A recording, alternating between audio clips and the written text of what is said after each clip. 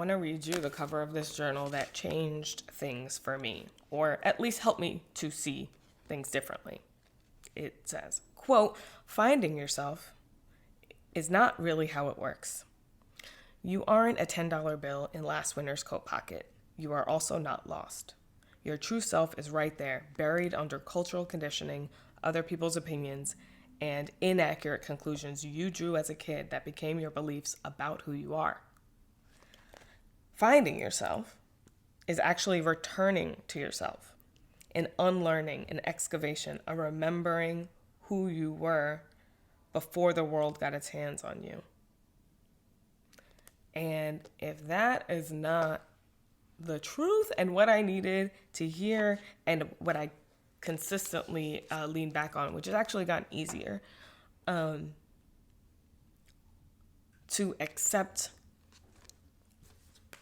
that you were good enough to begin with.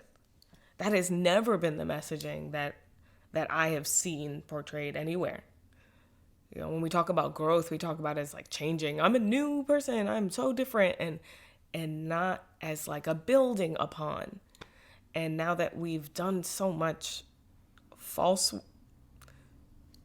work or work based on false beliefs, we have to undo some of that. Hopefully in the future, people won't even have to have this phase, but radical self-acceptance is going to be the first step to any meaningful change culturally. It's the only way. Because until we accept ourselves, we can't fully work with what we got. We're constantly going to be looking outward for validation because it's not natural, and we don't know where to go because we don't know what is good and what is bad or whatever. We're focused on good and bad and not just observing and going, that happened. Ooh, I guess I tend to do this. Ooh, I don't want to do that again. That made me feel negative feelings. Or what I like about this is that I have growth or whatever. But understanding your uniqueness is not, you're not special, but you are unique. And that only you can bring what you can bring.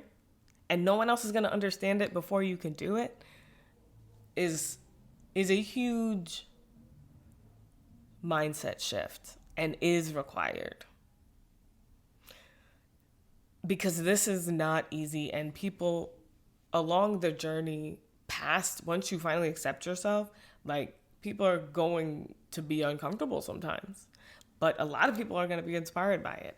I've just been leaning into myself for the last couple of years, and the more I do, the more community I seem to build, and like a stronger community.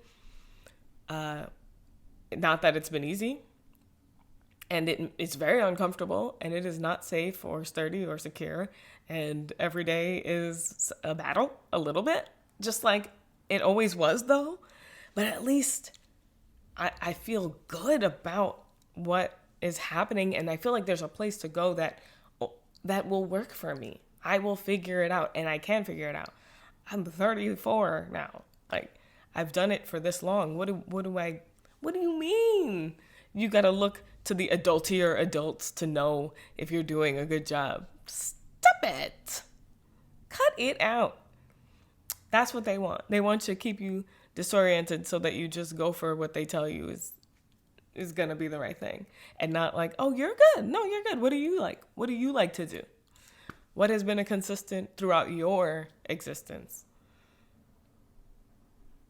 You know, for me, in the beginning of this, I realized that like my specific trauma and my privilege is what has allowed me to exist where I am. And that is my superpower, whatever that is, that because I am here and I went through things, but there are reasons I made it through those things, and understanding and loving all of that. Maybe not loving it. Maybe that's not the word. Accepting it allows me to see it all, take inventory, and start building my own little hut of humility to work from. And then other things come and things start making sense. I apparently am really into crochet. That was not a decision I made. That just kind of happened. And I love that. And I think that's how it's supposed to be naturally. I think that's how people are supposed to figure out what they want to do. Because we've always said, like, what should you do? Shoulding on ourselves is terrible. So, no more finding ourselves. We're returning to ourselves. And then moving forward also, touch that inner elder and know that, like, it's only going to get more developed. Time continues, and no one knows your stuff better than you do. And no one's going to care for you, care about you more than you are. So you might as well start really digging in and enjoying what you got the best you can. At least accept it. Because trying to change it forever and ever and ever, it was like when I was straightening my hair, frying the black as much out of it as I could. And I couldn't even imagine to this day still doing that. But at that time, that was the only way to exist professionally, in my opinion, or be successful, to straighten my hair. Like, I would never, you couldn't pay me to wear my hair curly. I didn't know what it looked like. I didn't want to. Didn't have the products. Wasn't even interested. It's a different life. But for me, I think the hair was actually how I didn't even intend to become an activist or whatever. But that was my first moment of activism, was accepting that my hair was allowed to grow out of my head the way it wanted to, and that it was probably going to be okay. Like, I had never even considered it. Like, absolutely not. That's not what we do. We go get it straightened. It's straight. What are you talking about? Sorry, that high pitch got for him looking at me, so sorry.